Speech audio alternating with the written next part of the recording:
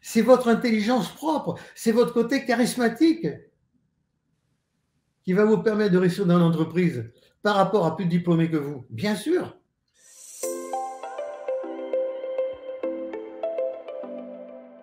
Je vous présente Marie et dans la case au-dessus, c'est Noémie. Voilà. Alors, quelles sont les questions que vous avez à poser, jeune fille? Vous avez quel âge à propos? Moi, j'ai 23 ans. Voilà. Et Noémie, combien? 25 ans. 25, très bien. Il y a beaucoup d'internautes qui ont votre âge. Hein? Oui. Alors, Serge, le thème que nous voulions aborder aujourd'hui, c'est les études et le travail, parce que forcément, ça concerne beaucoup de jeunes. Et l'une des questions les plus posées qu'on a trouvées sur Google, c'est comment trouver notre voie professionnelle ou un travail qui puisse servir les autres. Les jeunes ont toujours un cœur généreux. Servir les autres. Ouh là là là là là là là là. Ne tombez pas dans ce piège. La Bible dit, et la Bible ne ment jamais, ne se trompe jamais, charité bien ordonnée commence par soi-même.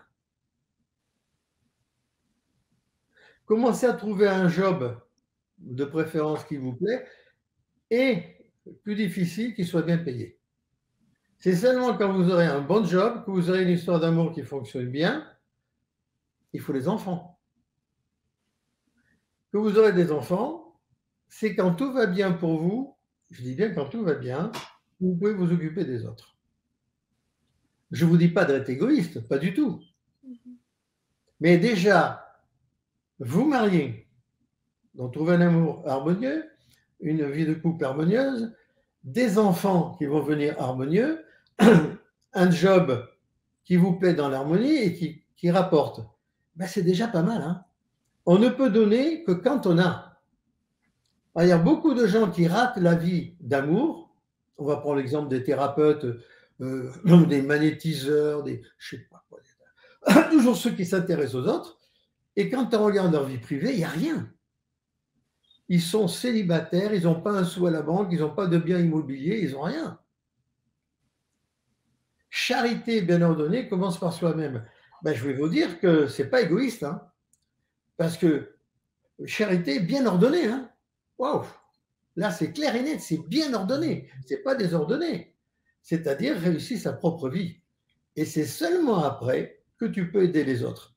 Sans quoi, tu amèneras tes déséquilibres chez les autres. Tu comprends ça? Oui. Voilà. Il ne s'agit pas de donner, il s'agit de bien donner, ordonner. Prochaine question, Serge. Tu dis souvent que les diplômes ne servent à rien. Peux-tu nous en dire plus? Les diplômes ont énormément servi au 19e siècle, au 20e siècle, mais en ce début de 21e siècle, on voit bien que vous êtes la dernière génération. Pour le moment, les diplômes perdent de la valeur. Pourquoi? Ben, vous le savez depuis longtemps. Vous sortez hyper diplômé et vous sortez hyper sous-payé.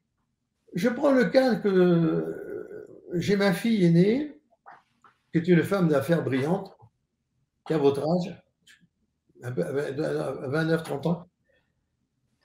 Et elle raconte l'histoire suivante, parce qu'elle vend que des gros trucs dans l'immobilier en Afrique, des gros trucs, hein, énormes, énormes, d'un Libanais complètement illettré. Il est déjà très riche, et il est en train de créer la plus grande laiterie qu'on puisse trouver en Afrique de l'Ouest. Quelque chose de méga. Il n'a aucun diplôme. Nous sommes à une époque, comme les salaires ne correspondent pas à la qualité des diplômes, où c'est le système des brouillards. Et vous avez une chance inouïe parce que le monde est ouvert à vous. Monsieur Mélenchon, qui est un homme d'extrême gauche, on peut dire, disait à tort, il répondait à un syndicaliste policier, il lui disait, oui, mais si les étudiants s'en vont de France, c'est parce qu'ils ont reçu de bonnes études en France, ils vont faire, et ils ont raison, gagner de l'argent à l'étranger, et ils reviendront au pays. Mais il a tort. C'est que de moins en moins, les Français reviennent au pays pour acheter dans leur pays. Hein. Ils restent où ils sont. Ici, les gens à Dubaï, où je vis, viennent parce qu'ils ont des contrats d'1 an, 2 ans, mais après, ils vont aller dans d'autres pays. Mais ils n'ont pas envie de revenir bosser en France. Ils vont chercher à avoir des contrats en Corée du Sud par leur boîte, partout où ils travaillent. Les temps ont changé.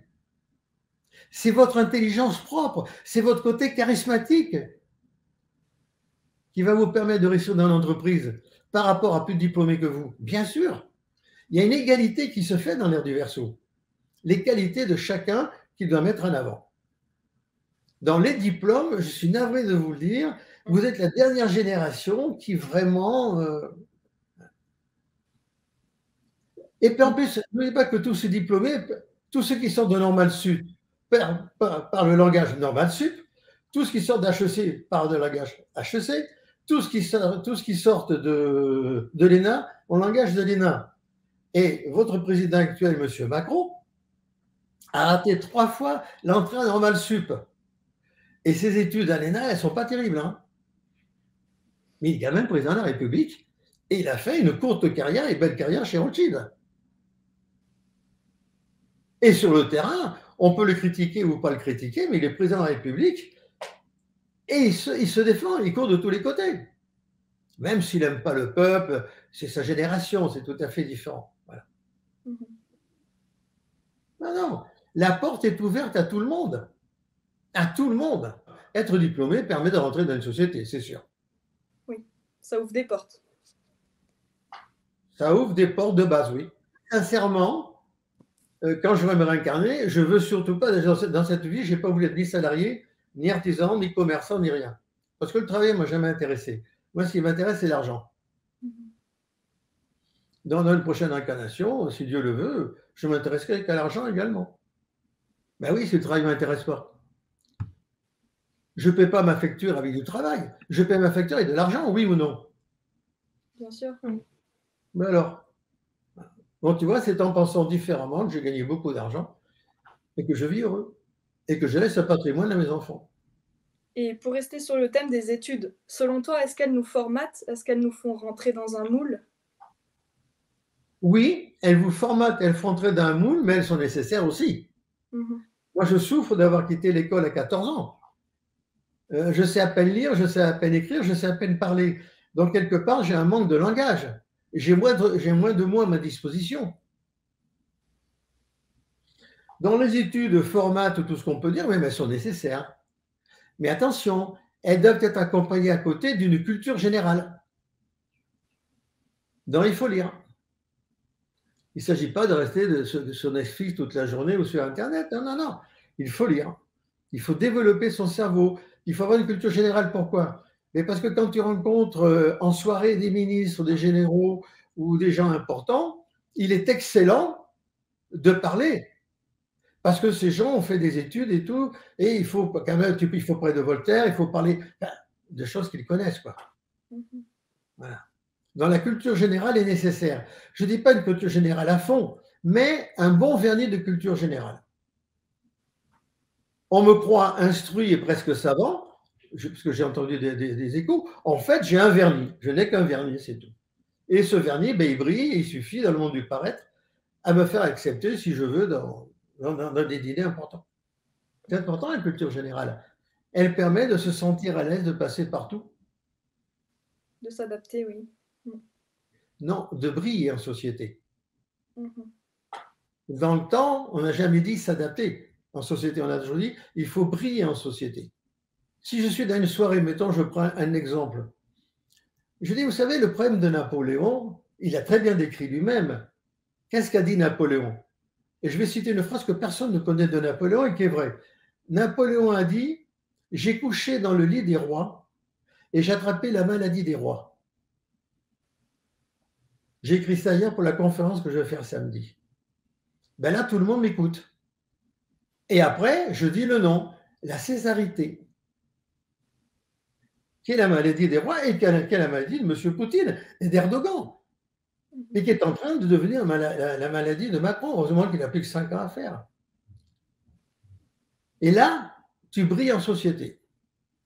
S'adapter, non. S'adapter, c'est une preuve de faiblesse. C'est dominer. Mais dominer brillamment, dominer calmement, dominer sans vouloir manipuler et sans vouloir être gagnant. Non, il faut que, si je sors quelque chose, il faut que ça puisse profiter aux autres. D'accord. Et est-ce que les études peuvent-elles être un obstacle à l'imagination? Non, pas du tout. Rien ne peut être un obstacle à l'imagination. Rien. Les gens qui n'ont pas d'imagination, c'est affreux. Parce qu'ils ont tous de l'imagination. L'imagination, c'est comme l'humour. Ça se travaille. Ça se développe. Et mon problème, moi, c'est que je suis entouré depuis que je suis né de gens qui n'ont pas d'imagination. Dès l'âge de 12 ans, quand ma mère menait à Paris, j'ai vu que moi, je rentrais dans l'enfer des adultes. Hein. J'avais une grande imagination et j'étais entouré de gens qui n'avaient pas d'imagination. Ni à l'école à Neuilly-sur-Seine, qui m'a viré au bout d'un an. Après, j'ai été viré, je ne sais plus où encore. Et j'ai donc dû toujours être celui qui a le plus d'imagination. À 15 ans, je faisais déjà des révélations, mais ce n'était pas des révélations. Je lisais les mêmes journaux que les adultes, mais je voyais ça d'une façon différente. Donc, en lisant le Canard enchaîné, en lisant d'autres journaux de l'époque, je variais mes lectures, j'avais une autre approche, tandis qu'ils lisaient toujours le même journal, suivant leur truc politique. Non, l'imagination, je me suis rendu compte qu'il fallait la développer comme je devais développer mon humour, c'est tout. Donc tout le monde a l'imagination, plus ou moins, mais il peut la développer comme un muscle. Et comment on appelle ça, l'humour, le développer comme un muscle. Quand on a de l'imagination et de l'humour, on réussit sa vie. On m'a jamais reproché de ne pas avoir le bac ou de ne pas avoir de diplôme. On m'a jamais reproché d'avoir fait de la prison. Pourtant, tous les gens importants, gouvernementaux que j'ai rencontrés dans divers pays, aussitôt, bien sûr, font enquêter sur moi. C'est automatique. C'est un réflexe normal. Mais ils ne m'ont jamais reproché. Parce que quand j'étais là, je leur vendais quelque chose qui les intéressait, c'est tout. Nous sommes dans une époque très ouverte. C'est pas t'adapter. Retire ce mot-là, c'est les faibles qui ont ce mot adapté. C'est tu fais ta place, tu occupes ta place et tu essaies de donner aux gens ce dont ils ont besoin. Et même ce dont ils n'ont pas besoin, tu crées le besoin chez eux, bien sûr. Dans les études, rien ne peut limiter l'imagination ni l'humour. Merci beaucoup Serge pour toutes ces réponses, ces révélations qui vont aider beaucoup de jeunes du coup dans le domaine de l'étude. À très vite pour un nouvel interview. Portez-vous bien. Merci.